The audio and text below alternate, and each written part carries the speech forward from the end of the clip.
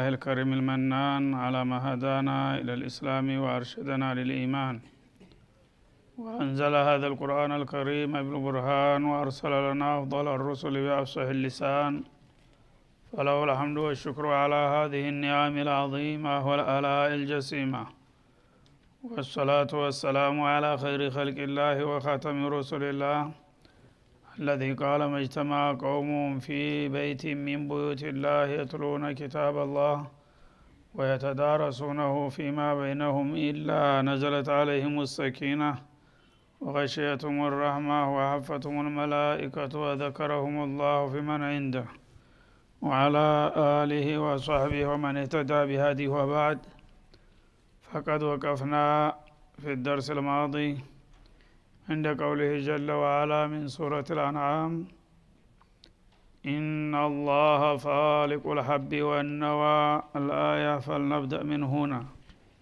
أعوذ بالله من الشيطان الرجيم.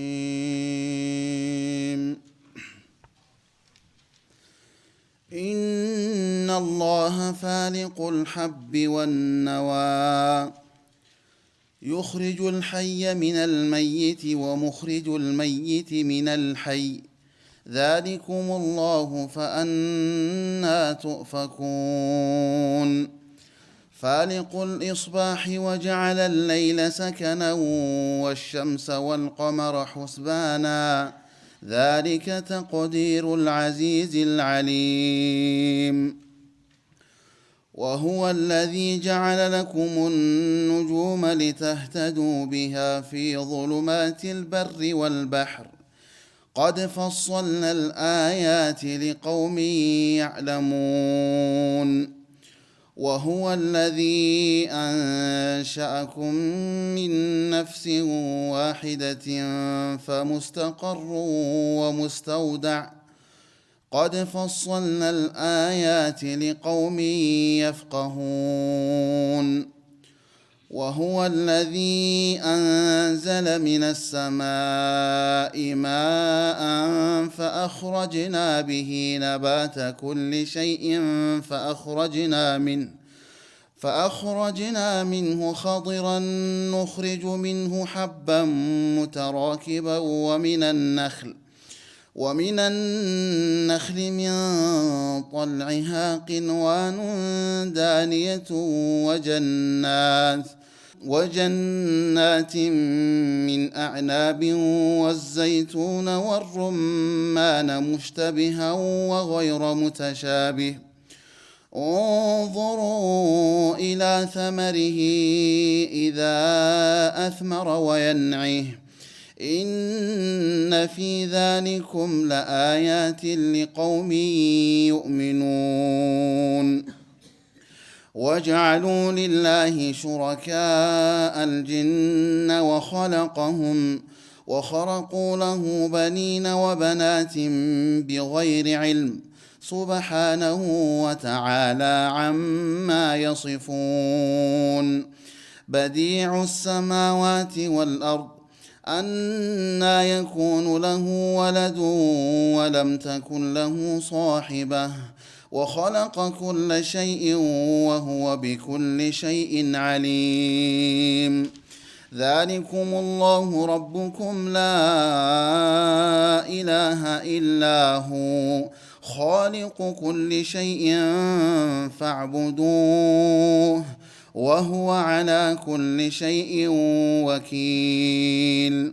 لا تدركه الأبصار وهو يدرك الأبصار وهو اللطيف الخبير.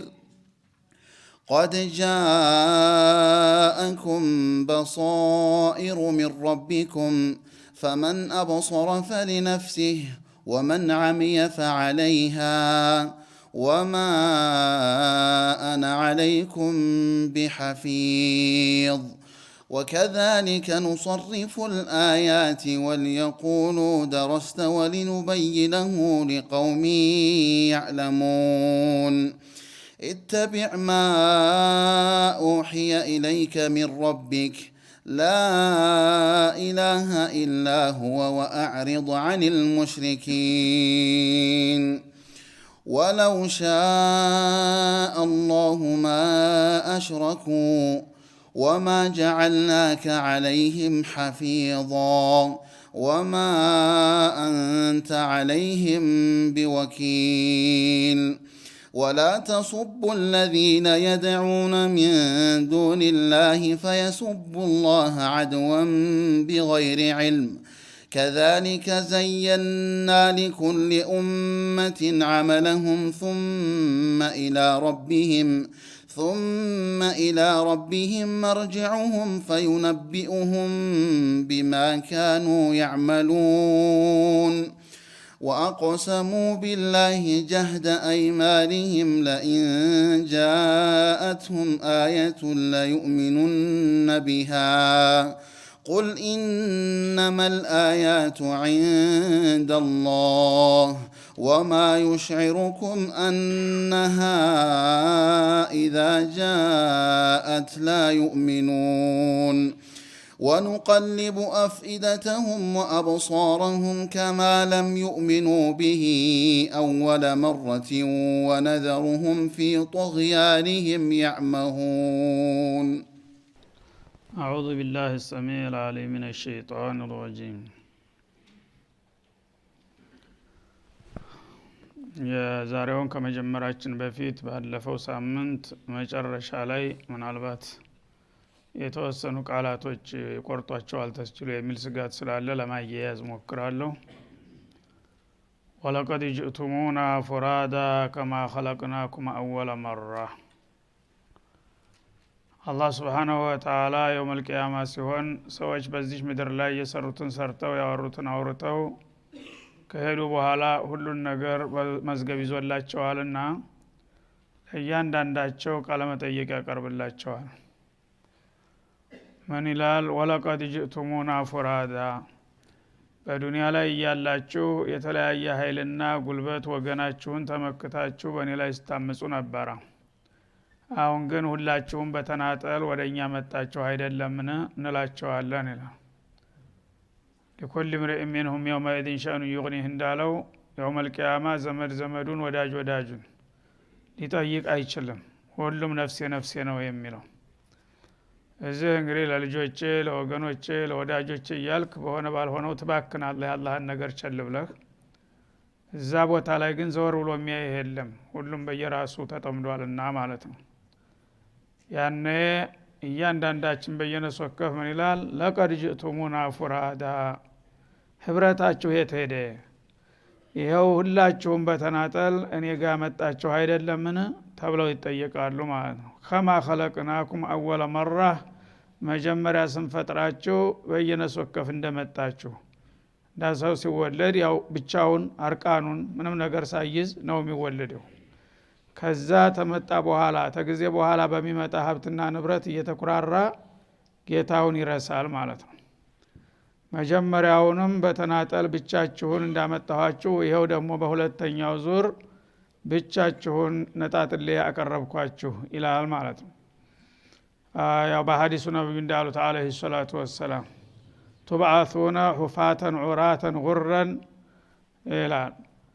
የውመል ቂያማ ስትነሱ አንድ አንጠልጥላችሁት የምትመጡት ነገር የለም። እንኳን ዘመድ ወዳጅ ምናምን የሚባለው ይቅርና ያከማቻችሁት ንብረት በላያችሁ ላይ አይኖርም። ከእናታችሁ ሆድ ስትወለዱ አርቃናችሁን የደረታችሁ መሸፈኛ ፈኒላ ሳይኖራችሁ የእግራችሁ መጫሚያ ሳይኖራችሁ እንደተወለዳችሁ አሁንም አርቃናችሁን ጫማ ሳይኖራችሁ ሳትገረዙ እንኳን ጉርለን ይላል። አንድ ልጅ ሲወለድ አይገረዝም፣ ከዛ በኋላ ነው የሚገረዘው። ልክ በተፈጠረበት መልክ አርቃኑን ብቻውን የፈለገው ትልቅ ሰው ቢባል ንጉስ ቢባል ተናቱ ሆድ ሲወለድ እንደነበረባት ሆኖ ነው የሚወጣው አላህ ፊት ማለት ነው። ከማ ኸለቅናኩም አወለ መራ፣ መጀመሪያ ስንፈጥራችሁ ምንም ነገር እንደሌላችሁ አሁን ይሄው በተናጠል ላዒያል ላማል ወላ ዒያል፣ ቤተሰብ የለ፣ ዘመድ የለ፣ ወዳጅ የለ፣ ስራ ብቻ ነው። እና በዚህ መልክ እንደማስነሳችሁና ለፍርድ እንደማቀርባችሁ ስነግራችሁ እውነት አልመሰላችሁም ነበር። አሁን ግን ይሄው እንዳልኳችሁ ሁላችሁም በተናጠል እኔ ፊት ቀረባችሁ አይደለምን ብዬ የምጠይቅበት ጊዜ ይመጣል ይላል። ወተረክቱም ማኸወልናኩም ፊዱንያ በዱንያ ያላችሁ የሰጠናችሁን ሀብት ንብረት ስልጣን ወገን ሁሉን ነገር እርግፍ አርጋችሁ ትታችሁ ባዶ እጃችሁን አርቃናችሁን መጣችሁ ወራአ ዙሁሪኩም ከጀርባችሁ በኋላ ትታችሁት በዱንያ እንግዲህ ሁሉ ነገር አሰናፊ ነው ለሆነ ላልሆነው ነገር ስትባክንና ስትባዝን ጌታን ትተዋል ነሱላህ ፈነሲሁም እንዳለው ማለት ነው ግን አንተ ብትተወኝ እኔ ያልተውክህምና ተኔ ሲያሻግልህ የነበረውን ነገር በሙሉ እርግፍ አርገህ ትተህ ይሄው ለደረትህ እንኳን አንድ ፈነላ ሳይኖርህ ለእግርህ ጫማ ሳይኖር ወሸላም ሳይገረዝ አርቃንህን እንደፈጠርኩህ መጣህ አይደለም እስከዛሬ ያ ሁሉ ሲያባክንህ የነበረው ነገር የት አለ ተብሎ ይጠየቃል ማለት ነው ወማ ነራ ማአኩም ሹፋዓአኩም الذين زعمتم انهم فيكم شركاء እንደገና ደግሞ በዱንያ የአላህ ወዳጆች ሲመክሯችሁና ሲነግሯችሁ የሚያዋጣችሁና የሚያዛልቃችሁ ዲናችሁ ነው ዱንያ አታታላችሁ ላተغرنكم الحياه الدنيا ولا يغرنكم بالله الغرور ስትባሉም ያው የተለያየ ሸغለትና አምዋሉና እያላችሁ ተዘናጉ ነበር ከዛ በኋላ ደግሞ ምናልባት አላህ ከተቆጣና ሊቀጣን ከፈለገም ሹፋዓዎች አሉን ትሉ ነበር የነገሌ ጎሳነን የነገሬ ዘነን የነገሬ ሙሪርነን እነሱ ይሸማግሉልናል ይገላግሉልናል እያላችሁም ትመኩ ነበር ታዲያ አሁን እነዛ አለኝታ የጣላችሁባቸው አለቆቻችሁና አባቶቻችሁ የታሉ አብረ ከጎናችሁ አናያቸው ምሳ ሽማግሎችን የጥላችኋቸው መጣችሁ ይባላሉ ማለት ነው الذين زعمتم انهم فيكم شركاء እነዛ አለቆቻችሁ በእናንተ ጉዳይ የአላህ መብት ተካፋይ አድርጋችሁ እነሱን ታገለገል እነሱን ተወደር እነሱ ይዘውን ይወጣሉ ከጌታ ጋር ያማልዱናል እያላችሁም ተታወሩላቸው ነበሩ እነዛንም ለምን ከጎናችሁ አሁን አናያቸውም ይባላሉ ይላል ለቀጥ ተቀጣ በይነኩም በመካከላችሁ ያለው ግንኙነት በእውነት ተቆራረጠባችሁ የውሸት አባባል ነበርና አሁን ግን የሚጨበጠው ነገር ጠፋ ውሸት ይሄው ነውና ማለት ነው ወضل عنكم ما كنتم تزعمون ያለምንም ማስረጃ ዝም ብላችሁ ስትሞግቱና ስትከራከሩበት የነበረው نحن ابناء الله واحباؤه ያላችሁ ያ ሁሉ አሁን ጠፋባችሁ አይደለም ምን ሊበቃችሁ ነው ተብለው የሚጠየቁበት ጊዜ ይመጣል ነው የሚለው ያ ከመምጣቱ በፊት ከወዲሁ አሁኑ አበክረህ አስገንዝባቸውና አስታውሳቸው ይላል አላህ Subhanahu Wa Ta'ala ይህ ለሁላችንም ማስጠንቀቂያ ስለሆነ ያለ መንገዱ የሄዱ ኋላ ያው ማጣፊያው ያጥራልና ችግር ላይ ይወድቃሉ በዚህ መልክህን ጊዜ ፍርሷ አለ በህይወት በጤንነትህ ያለህ ተውሂድህን አስተካክለህ በጌታ ብቻ ተመክተህ እሱ የሚወደውን ወደህ የሚጠላውን ጠልተህ ይችን አጭር ህይወት በጥሩ መስመር ላይ ልታጠናቅቃት ይገባል ያለ መንገዱ ከሄድክ ግን ኋላ እጣ ፈንታ ይህ ነው የሚሆነው በማለት ያስጠነቅቃል በዚህ መልክ እንግዲህ የቂያማ ቀንን ጉዳይ ባጭሩ ታስገነዘበን በኋላ ሱራው መነሻው አካባቢ ላይ ስለ አላህ Subhanahu Wa Ta'ala ራሱን በራሱ በማስተዋወቅ ላይ ነበር ያተኮረው ወደዛኛው ወደፊተኛው አጀንዳ ይመልሰናል እንደገና እንግዲህ ፍጡሮች ጌታቸውን ካለማወቃቸው ወይም ከመርሳታቸው ተነስተው ነውና የሚሳሳቱት እስቲ እኔ ራሴን በራሴ ላሳውቃችሁና ላስገንዝባችሁ ብሎ በመግቢያው አካባቢ በተደጋጋሚ ነበረ ስለርሱ ማንነትና ምንነት እየገለጠልን የመጣው አሁንም ያንን ሁኔታ እንደገና ይመለስበታል وهو الذي ያለ ሲገልጠው የነበረውን ማለት ነው إن الله فالق الحب والنوى ትክክለኛው ኻሊቃችሁና ራዚቃችሁ ልትፈሩትና ልታከብሩት የሚገባው አላህ ማን እንደሆነ ካላወቃችሁ እኔ ልንገራችሁ አለ አላህ ማለት المعبود الحق ማለት فالق الحب ሐብ ፍሬዎችን አዝሪቶችን የሚፈለቅቅ የሆነው ጌታ ነው ይላል ወነዋ እንደገና ደግሞ የዛፍ ፍሬዎችን ሐብ ማለት ማንኛውም የእህል አይነት ይገባል ሐብ የሚለው ውስጥ ማለት ነው ነዋ ማለት ደግሞ የዛፍ አይነት አትክልት ፍሬዎች ነዋ ይባላሉ እና እነዚህን እንግዲህ የተራ አዝሪቶችንም የአትክልት ዛፎችንም ፍሬ በሚሆኑበት ጊዜ ደረቅ ናቸው ያው ጢጠር ነው የሚመስለው ማንኛውም ፍሬ ነገር ማለት ነው ያን ነገር በሚዘራበት ጊዜ ያ በፈሩ ላይ ራስው አፈር ላይ በሚገባበት ጊዜ ያ ደረቅ አጥንት የመሰለ ነገር በአላህ ፍቃድ ርሶ እንደገና ለሁለት ይገመስና ከመሐከሉ ቦቀልት እንዲወጣ ያደርገዋል ማለት ነው። ይሄን የሚያደርግላችሁ እኮ ነው ጌታችሁ ማለት። ይሄን ነገር መሆኑን ታያላችሁ ታውቃላችሁ አይደለም? ማንኛው ቦቀሎውን ስትዘራ ለሁለት እንደዚህ ይገመስና ከመሐከል ቦቀልት ይወጣል። ባቄላውንም ስትዘራው እንደዛው ነው፣ ሽምብራውም እንደዛው ነው። ሌላውም ጥቅቅን ማሽላውም ገብሱም ስንዴውም በሙሉ ስታየው ያው ቁራጭ ደረቅ ነገር ነው፣ ምንም ይፈይዳል ማይመስል። ስትዘራው ግን ያ ነገር ርሶ እንደገና በአላህ ፍቃድ ሁለት ተሰንጥቆ በመሐከል ቦቀልቱ ሌላ ነገር ህይወት ያለው የመሰለና የሚያድግ የሚንቀሳቀስ ነገር እንዲወጣ የሚያደርግላችሁ ነው። ይህንን የሚያደርጋለ ከኔ በስተቀር ማን ነው ይህን የፈጠረላችሁ ይላል አላህ Subhanahu Wa Ta'ala። እንግዲህ የሰው ልጆችን በያሉበት ደረጃ ተራ ገበሬው እንኳን ቆፋሪው ሳይቀር በሚገባው ቋንቋ ያሳውቀዋል ማለት ነው። አዝመራህን አትክልትህን እንዲበቅል ማደርግልህ እኮ እኔ ነኝ። ያንን አብቅሌ እንደገና አሳድጌ አፍርቶ እንድትቀለበው የማደርገው ይሄን ሁሉ እንክብካቤ ላንተ ጥቅም ብዬ እኮ ነው የፈጠርኩት። እንዲህ አይነቱን ጌታ ትተህና ረስተህ ሌሎች ምንም የማይፈይዱትን ታመልካለህና ትመካለህን? እስቲ የሰው ልጅ ልብ በል። በጥቅማችን በመናቀው ነገር መጣ ማለት ነው። እና የእህል አዝርቶችን ፍሬዎችን ፈልቅቆ በመሐከላቸው ቦቀልት እንዲበቅል እንደገና ደግሞ የአትክልትና የዛፍ አይነቶችን ለምሳሌ እንደ ተምር እንደ ወይን እንደ ብርቱካን የመሳሰሉትን ነገሮች ሁሉ ፍሬያቸው ዝግባ የማይባል ነገር ነው። ያ ነገር ግን አፈር ውስጥ በሚደበቅበት ጊዜ ከተወሰነ ቆይታ በኋላ እንደገና ይገመስና በመሐከል ቦቀልት ሆኖ ዛፍ ሆኖ ያድጋል፣ እንደገና አብቦ ያፈራል። ይሄን የሚያደርግላችሁ ነው አላህ ማለት ትክክለኛው ጌታችሁ። ለሱ ነው መገዛትና ማምለክ ያለባችሁ። ሌሎች ግን ምን ፈይደው ነው እኔ ጋር አሰልፋችሁ የምታመልኳቸው ነው የሚለው። يخرج الحي من الميت ከዛም በላይ ህይወት ያላቸውን ነገሮች ከሙታን መካከል የሚያወጣው እርሱ ብቻ ነው ይላል። ህይወት ያላቸው ነገሮች ያው ተመሳሳይ ነገር ነበር መውጣት የሚጠበቅባቸው፣ ግን ህይወት ከሌለው ነገር ህይወት ያለው ነገር ይፈጥራል። ይሄው ራሱ ቅድም የተጠቀሰው ምሳሌ ሊሆን ይችላል። ለምሳሌ አንድ የባቄላ ወይም የቦቀሎ ፍሬው ስታዩ አጥንት ነገር ነው፣ ያ ነገር ህይወት የለውም። አሁን ግን በሚበቅልበት ጊዜ ነውዓ ሚን الحيات የህይወት ባህሪ ያሳያል ማለት ነው።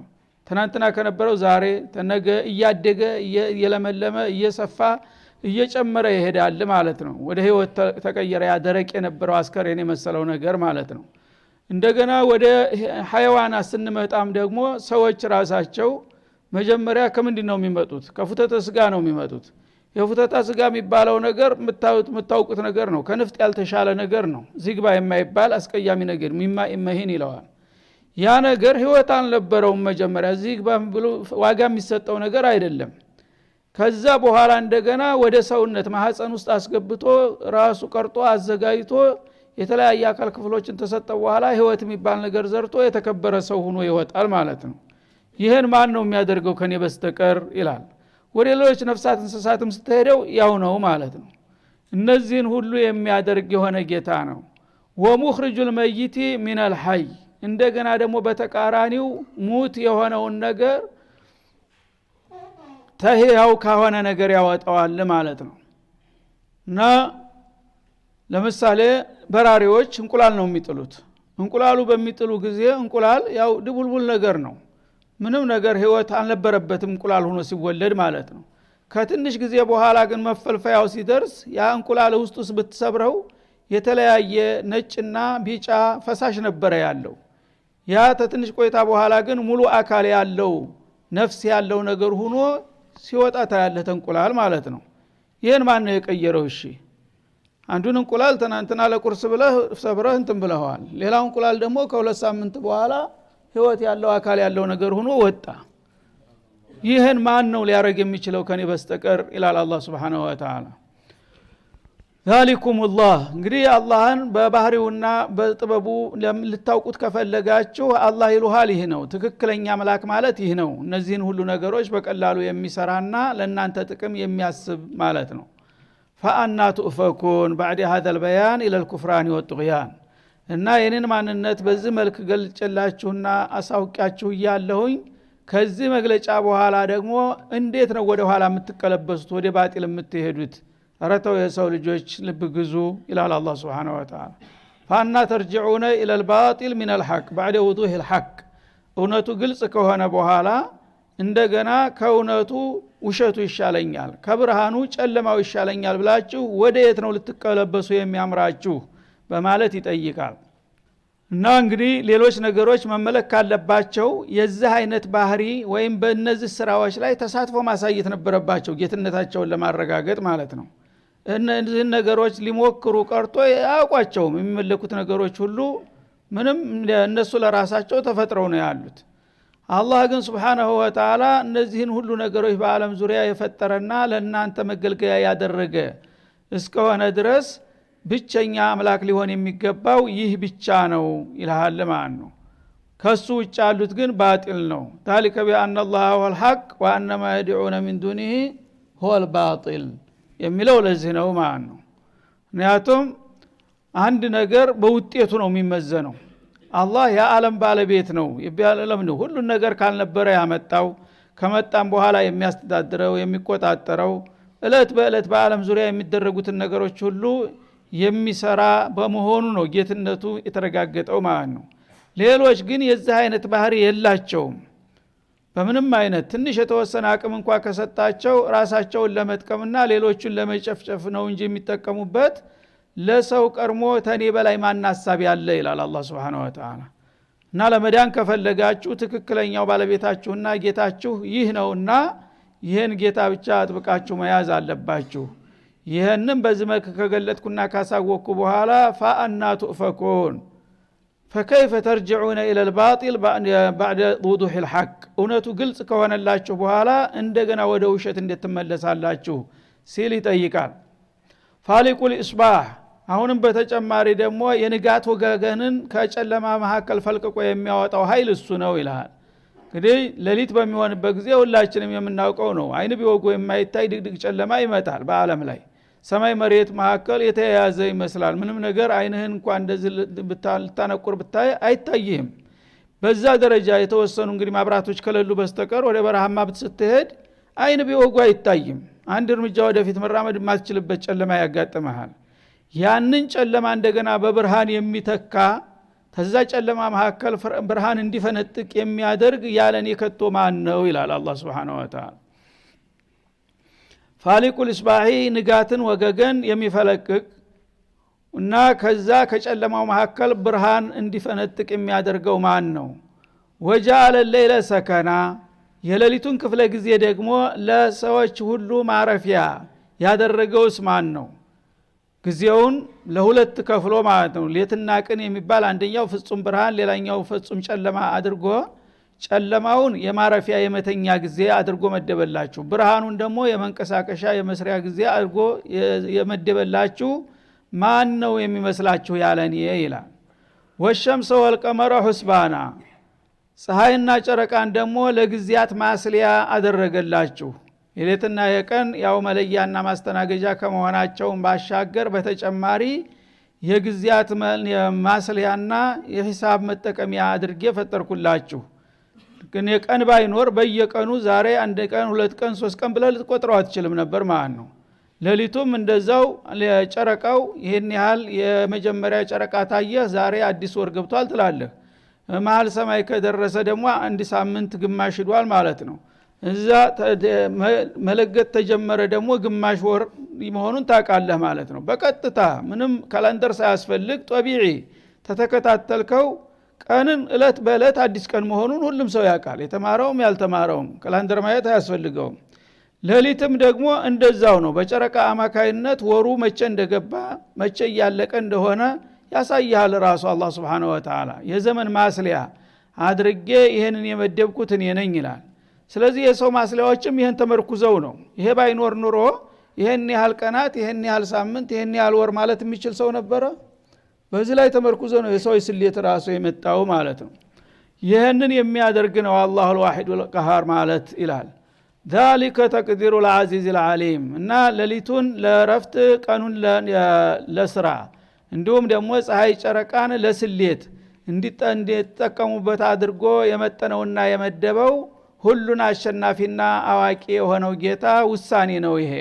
ስለዚህ በዚህ መልክ ዓለምን ነዝሜ አስተካክሌ ለኑሮአችሁ አመቻችቼ የዘረጋሁላችሁ እኔ መሆኔን አውቃችሁ ለኔ ብቻ አማኝና ታማኝ መሆን ሲገባችሁ የሆኑ ያልሆኑትን ፋይዳ ቢሶች ከኔ ጋር ያጣመራችሁ ያዲኑናል ሹፋኡና እንደላህ እያላችሁ ትጃጃላላችሁ እስከ መቼ ነው የሰው ልጆች እንደዚህ የምትቀጥሉት በማለት ይጠይቃል ማለት وهو الذي አሁንም በተጨማሪ ከፈለጋችሁ አላህ ማለት ትክክለኛው አምላካችሁ ያ ነው جعل لكم النجوم ከዋክብቶችን ያደረገ خلق لكم ማለት ነው جعل እዚህ ላይ خلق لكم النجوم ከዋክብቶችን ፈጥሮ በአየር ላይ የተለያዩ ርቀቶች ላይ የመደበ የሆነው እሱ ነው ለምን ሊተህተዱ بها በእነዚህ በከዋክብቶች አማካይነት እንድትመሩ في ظلمات البر والبحر በየብስና በባህር ጉዟችሁ ጨለማ ሰዓት ላይ በመትጓዙ ጊዜ ያቅጣጫ መጠቆሚያና ምልክት እንዲሆኗችሁ አድርጌ መደብኩላችሁ ይላል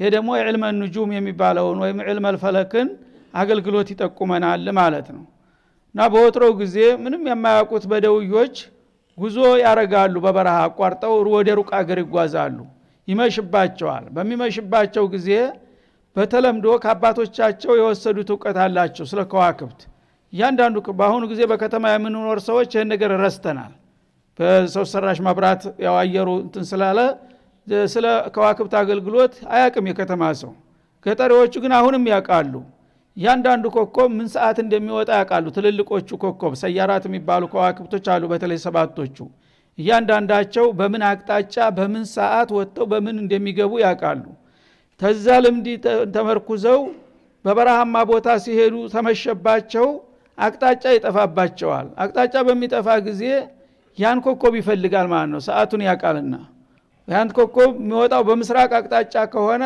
አሁን የሚሄደው ወደ ምስራቅ ከሆነ እሱን ምልክት አድርጎ ወደዛ ይጓዛል ማለት ነው ወደ ግራም ከሆነ ወደ ግራ እሱ ራሱ ፋና ወጊ ይሆንለታል ማለት ነው እንደገና ሌላው ሰዓት ሲመጣ ደግሞ በዛ ተረኛ የሚወጣውን ኮከብ ያቃል ደግሞ በዛው በመርከብም ላይ ሲሆኑ ባህር ላይ እንደዛው የዛ ጊዜ መርከቦች ያው እንዳሁኑ ሹፌር የላቸውም በንፋስ ነውና የሚነዱት የንፋሱ አቅጣጫና የሚሄድበት አቅጣጫ መስማማትና መለያየቱን በዛ እየገመገመ ይጓዝ ነበር እና እነዚህን ሁሉ የሚያደርግላችሁ እኔ እንጂ ሌላ ማን መሰላችሁ ነው የሚለው የተረፈውን በቀጣው እንመለስበታለን ወሰለላሁ ዐለ ነብይ